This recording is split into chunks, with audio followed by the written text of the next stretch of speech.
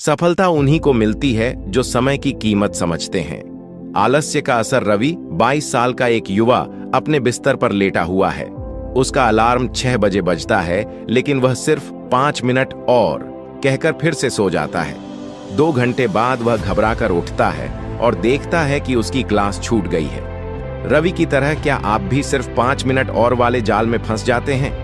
क्या आलस्य आपकी सफलता के रास्ते में रोड़ा बन रहा है? आलस्य के कारण रवि दिन भर फोन स्क्रॉल करता रहता है, हर चीज को कल करेंगे कहकर टालता है। वह अपने काम को शुरू करने से पहले ही थकान महसूस करने लगता है। आलस्य किसी भी इंसान का सबसे बड़ा दुश्मन है, लेकिन यह होता क्यों है? वजह साफ है, बिना लक्ष्य के जीना, गलत आदतें और आत्मनियंत्रण की कमी। पहला कदम, लक्ष्य तय करें। रवि एक दिन खुद को आईने में देखता है और सोचता है, अगर मैं ऐसे ही जिंदगी बिताता रहा तो क्या सच में अपने सपनों को हासिल कर पाऊंगा? वह अपनी डायरी निकालता है और अपने लक्ष्य लिखता है।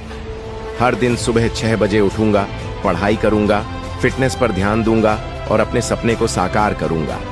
अगर आप आलस्य को हराना चाहते हैं तो सबसे पहले अपने जीवन का एक मजबूत लक्ष्य तय करें। जब आपके पास एक स्पष्ट लक्ष्य होगा तो आपका दिमाग भी एक्टिव रहेगा और आप आलस्य को छोड़कर काम में जुट जाएंगे। आदतें बदलें।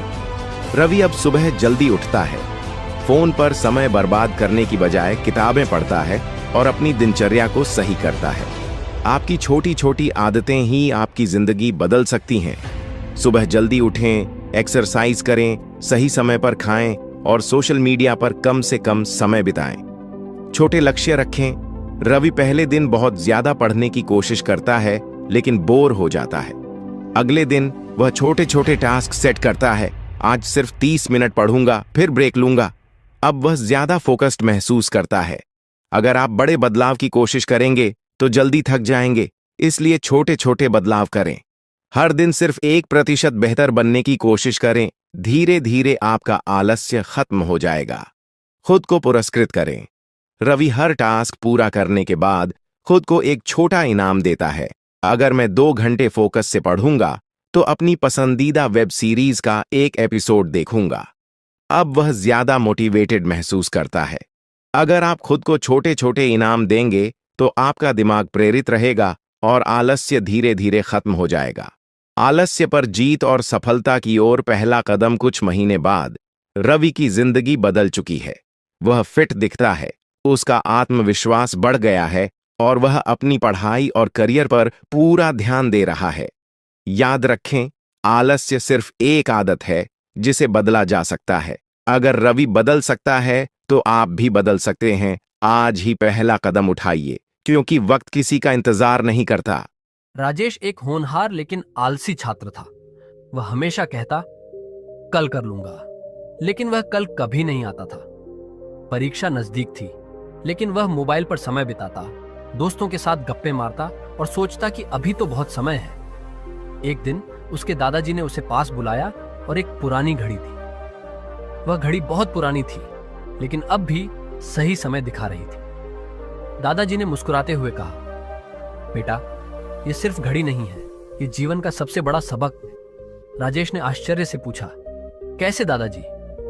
दादाजी ने कहा, हर सेकंड, हर मिनट जो यह घड़ी दिखा रही है वह कभी वापस नहीं आएगा। अगर तुम इसे सही तरीके से उपयोग नहीं करोगे तो जीवन में हमेशा पछतावा रहेगा। राजेश सोच में पड़ गया। उसने अपनी जिंदगी पर नजर डाली। अभी तक उसने कितने मौके गंवाए थे। उसने दादाजी से पूछा, तो मैं अपने समय का सही उपयोग कैसे करूं? दादाजी ने उसे समय प्रबंधन के 5 आसान और प्रभावी तरीके बताए। प्राथमिकता तय करो, हर दिन जरूरी और गैर जरूरी कामों की सूची बनाओ। पहले वह काम करो जो सबसे महत्वपूर्ण है। समय की सीमा तय करो, हर काम के लिए एक निश्चित समय निर्धारित करो ताकि तुम ध्यान भटकाए बिना उसे पूरा कर सको। आलस्य छोड़ो और अब भी करो। नीति अपनाओ, कल कर लूंगा की आदत छोड़कर जो भी काम जरूरी है उसे तुरंत करना शुरू करो। ध्यान भटकाने वाली चीजों से दूर रहो। मोबाइल, सोशल मीडिया और टीवी पर समय बर्बाद करने से बचो। पढ़ाई या काम करते समय इनसे दूरी बनाओ। अपने समय का हिसाब रखो।